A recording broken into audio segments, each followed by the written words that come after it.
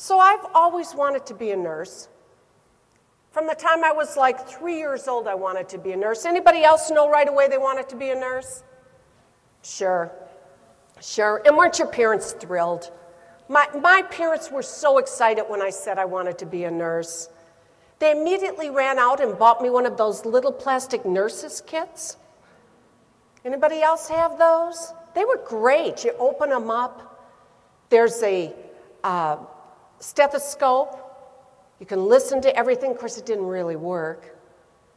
There was a thermometer permanently marked to 98.6. There was a bottle of candy marked pills. Oh, that's a good message for the kids. We've tried to undo that one for a while. There's a little hammer. You could hit your brother, hit your sister. But I'll tell you what I liked.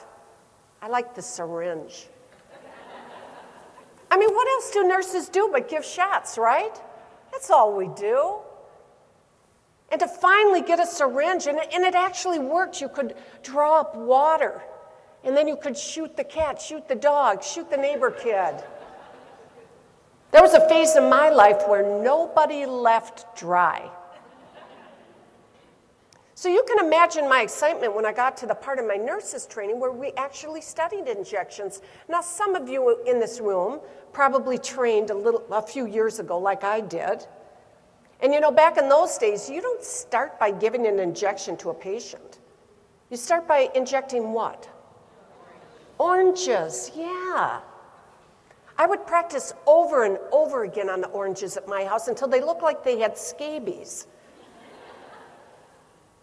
And then, of course, the first injection you give is to each other. This was back in the days of the return demonstration. There's nothing more unnerving than knowing the person giving you the injection, it's the first time they've ever done it. But finally, ladies and gentlemen, the big day came for me. I was doing my emergency room rotation, Penrose Hospital, Colorado Springs. And in walked a gentleman, a construction worker. He had been cut on a piece of sheet metal. Handsome, tan. I said, come on, come over here and lay on the gurney. He laid down and the doctor came over and stitched him up. And then he said the most magical words. The words I'd been waiting for a lifetime to hear. Nurse Bartlein, can you give him a tetanus shot? Oh, my heart started to pound. I practically floated in slow motion. You know, like those women at the beginning of Baywatch. I opened up the refrigerator, I pulled out the vaccine, I drew it up. I went back to where the patient was laying. I wiped his deltoid with an alcohol swab. I darted that injection in perfectly. Aspirated just a bit, finished and pulled it out. I winked at him, he winked at me.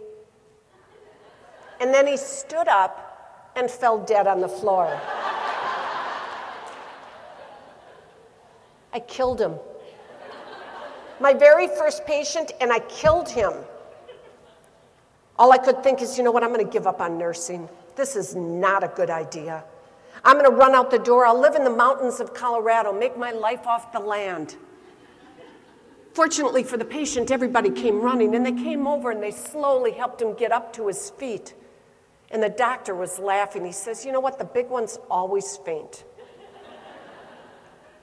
That's a true story, ladies and gentlemen. And at that moment, I realized something. If you're going to make it in nursing, you better have a sense of humor. You better be looking at things with a little bit of mirth, or you're just not going to make it. Now, my experience with nurses is we do have that kind of sense of humor. In fact, nurses talk about, think about, and laugh about things nobody else thinks is funny.